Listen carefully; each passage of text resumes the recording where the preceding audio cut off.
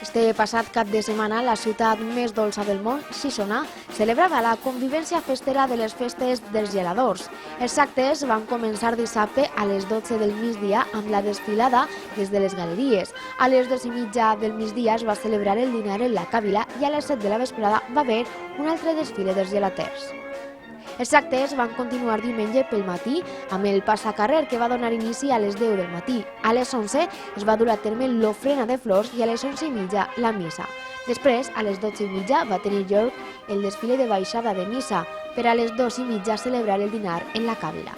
De vesprada, a partir de les 6, va haver un concert de música festera i a les 8 un castell de focs d'artifici.